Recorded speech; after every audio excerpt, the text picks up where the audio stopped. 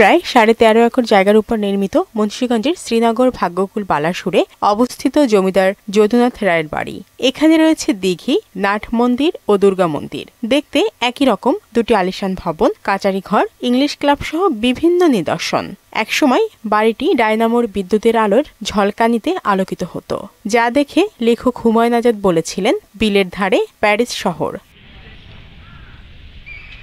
কিন্তু অযত্ন অবহেলায় দেখভালের অভাব ও কালের বিবর্তনে বাড়িটি এখন অস্তিত্ব সংকটে। প্রতিদিন দূর দূরান্তের অনেকেই আসেন বাড়িটি দেখতে, কিন্তু ফিরে যান হতাশ হয়ে। খুবই চমৎকার নিদর্শন, যা দেখে মনে হলো যে এখানে কিছু সংস্কারের প্রয়োজন আছে। এগুলি আসলে সুন্দর করে রাখার জন্য এবং সাস্টেইন যেন করতে পারে কন্টিনিউ অনেক বছর পর্যন্ত, এবং আমাদের পরবর্তীতে যারা আসবে তারা যেন এই স্টোরি নিজের চোখে দেখতে পারে, শুধু বইতে না।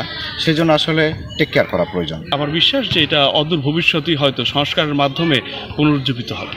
তবে দ্রুত বাড়িটি রক্ষণাবেক্ষণের কথা জানান শ্রীনগর উপজেলা নির্বাহী কর্মকর্তা। টোটাল যে এরিয়াটা আছে এটা নিয়ে আমরা যোগাযোগ করেছি পত্রটার সাথে, সংশ্লিষ্ট কিছু মিনিস্ট্রির সাথেও যোগাযোগ করেছি, তাদের ইয়েতে আছে। চেষ্টা করছি আমরা এটাকে একটা ভালো অবস্থায় নিয়ে আসা এবং পর্যটনমুখী করার জন্য আর কি।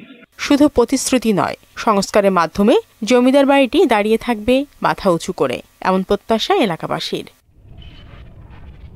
শারমিন স্বর্ণা, মোহনা সংবাদ।